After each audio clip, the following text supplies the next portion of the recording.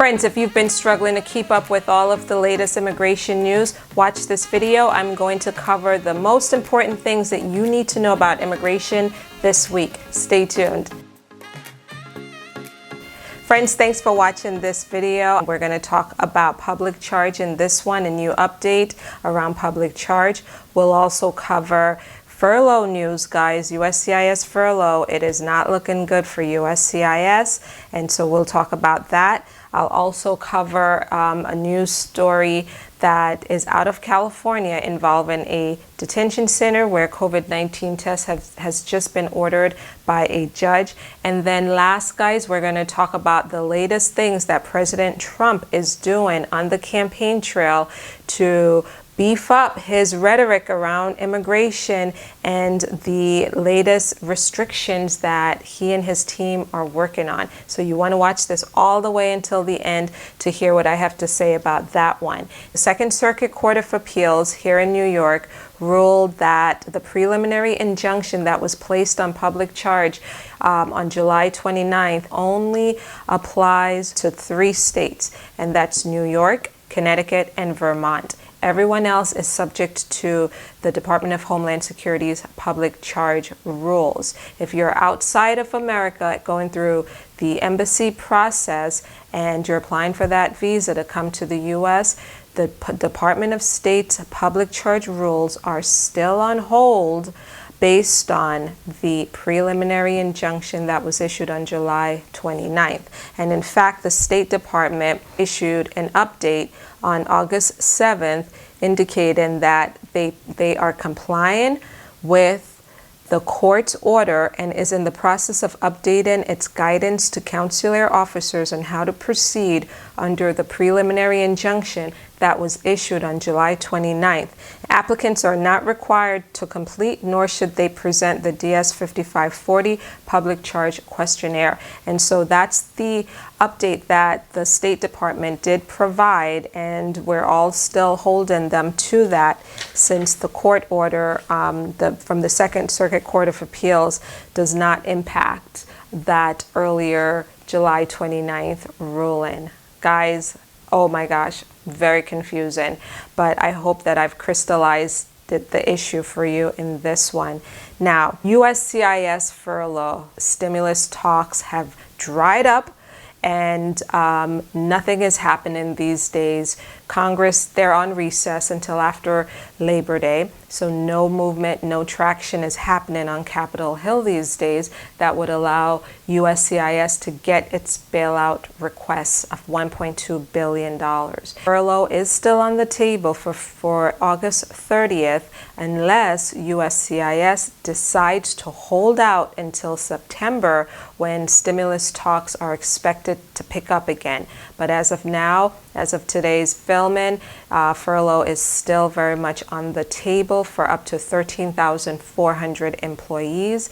And guys, as you know, that would result in a major slowdown or halt really of the immigration services. So out in California, friends, a judge just issued an order to mandate COVID-19 testing at a detention center that is privately run. It's an ICE detention center that is privately run, and it houses 121 men, but the judge issued an order to have everyone there tested for COVID-19. Why? Well, because apparently the authorities there were trying to cover up the spread of this virus in the detention center. According to this article in the AP, the federal judge who issued this ruling said that the authorities at the detention center had shown deliberate indifference to the risk of an outbreak, and also that emails from ICE officials to the contractor said the agency wanted to avoid universal testing because it didn't have room to quarantine all those who might test positive. The judge also said that evidence shows that officials have avoided widespread testing of staff and detainees at the facility, not for lack of tests, but for fear that positive test results would require them to implement safety measures that they apparently felt were not worth the trouble. Oh my God. Awful, right? And so now they're subject to weekly tests. Can you believe it? It had to get this far for a federal judge to step in and say, wait a minute, what's going on here? Why aren't you testing these men? They should be tested.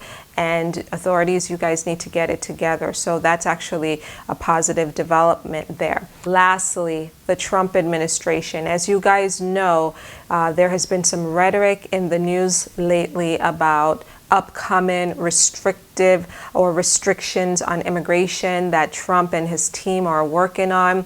And, you know, they've dropped some of the news on us occasionally, right? They've said they're working on a merit-based system, an executive order that would create a merit-based system. We've also been hearing about additional restrictions on asylum and some other things. And so on the campaign trail these days, well, not really much of a trail, right? There's certainly a lot of the campaigning has been happening at news conferences that the president has been holding, but campaign ads are running in several battleground states, and those ads are targeting immigration. And the fact that the Trump administration is planning and gearing up on protecting more U.S. worker jobs by restricting immigration, keeping the borders closed to the flow of immigrants, and deporting more people. And so this rhetoric, he has beefed up this rhetoric through these ads. And according to this Reuters article, although immigration is important to the average American, most people, as you guys know, are more concerned about the coronavirus pandemic and the economy. The administration is leaning on the fact that its base will be motivated by the anti-immigration rhetoric, when we know that most Americans are more concerned about staying alive and or grieving the death or illness of their loved ones. So in this article, it says that White House and Trump campaign officials say they're confident the president's tough immigration stance is a winner. More actions are likely before the election, including finalized rules that would greatly limit access to asylum and measures to help protect U.S. workers from competition with skilled foreigners entering the country on H-1B visas. And so, yeah, cracking down on H-1B visas, it's one of those major areas that this administration is focusing on these days. Friends, I hope you found this news roundup helpful. If you've enjoyed this video, go ahead and give it a thumbs up, share it with other people. Comment below, let me know your thoughts on some of the news that I've shared in this one. And guys, don't forget to subscribe, hit the notification bell so that you'll be the first to get these videos each week. I will see you in the next one. Bye-bye.